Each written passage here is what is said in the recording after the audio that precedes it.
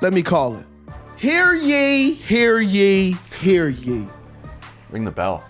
King Jerry Jeudy has arrived. 235 yards and a whole lot of humble pie for guys like Agent 89, Steve Smith Sr.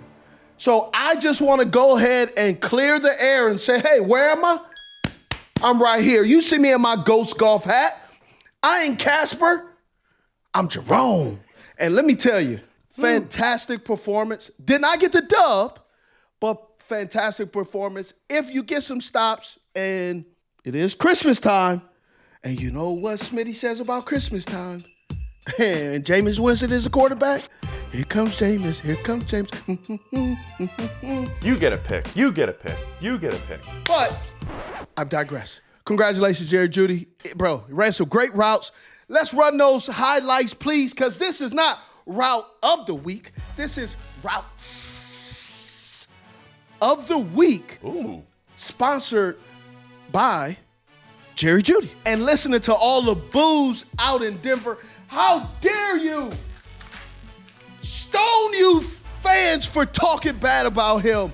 He was balling. He lived up to everything that you expected him to do. This wasn't a revenge game. This was look at me game.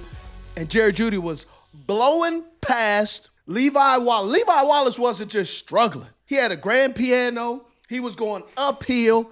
What are they talking about? You know, we talk about parents and they say, man, I had to walk 10 miles in 50 feet of snow. Well, that's what. I'm not going to lie. I'm sitting in the press box. I got a couple of texts. I got one from a coach. I got, some from our friends over at Heed the Call. They said, are we going to be talking about Jerry Jeudy on 89? I said, we probably most likely should be.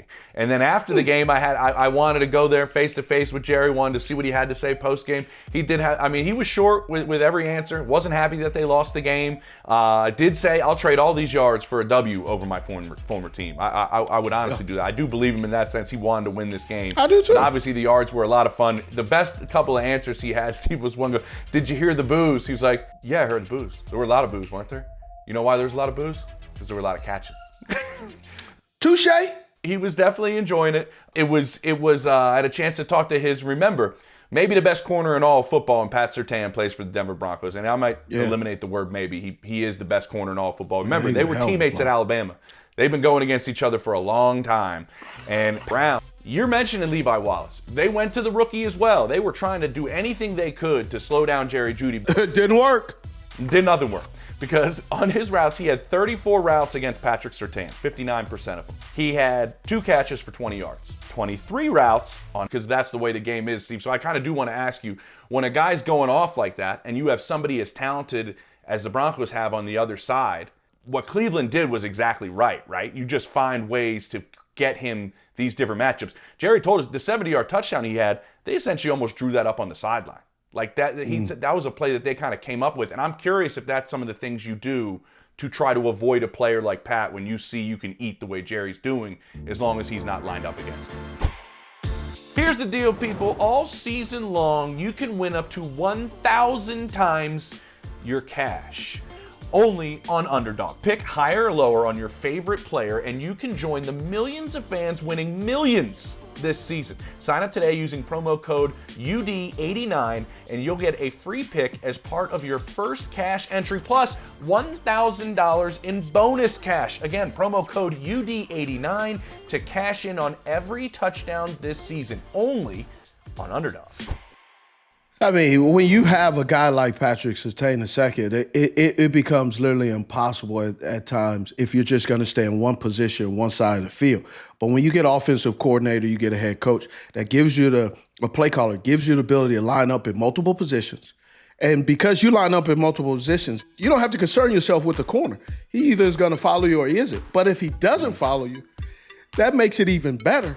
And then by the time they do start to add and cover the ball, you're getting that zone so quickly that it doesn't really matter who's covering you. So when you're going and performing the way Jerry Jeudy was performing last night, it becomes nearly impossible for any corner to really have any success on him because he's in a groove. He's hot. He's found his spot. He knows exactly where to go. He's in a rhythm.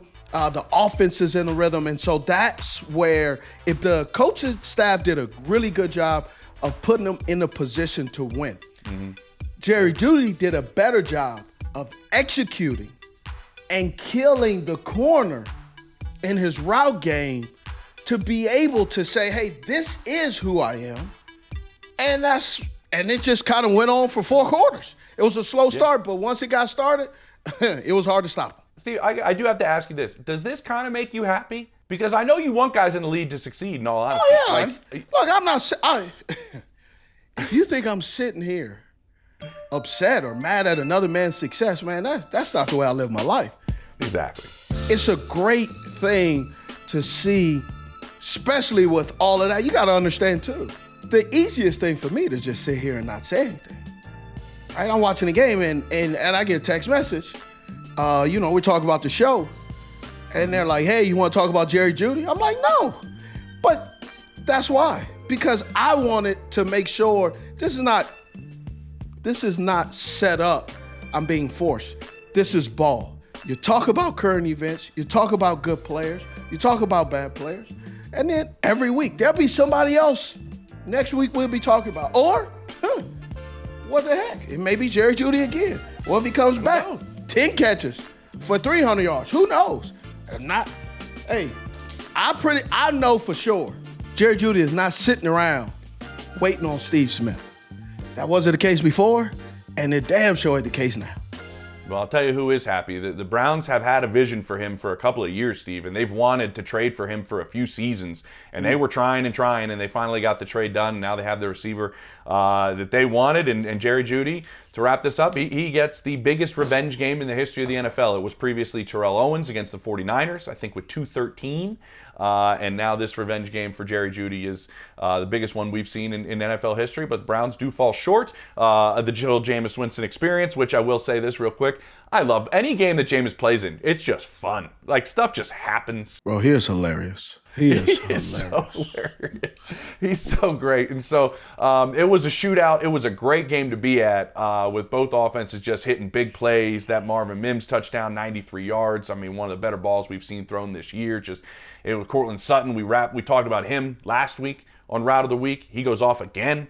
So it was a lot of fireworks, a lot of fun at that game at Mile High. It was a blast, and I know Jerry liked it, but he didn't love it.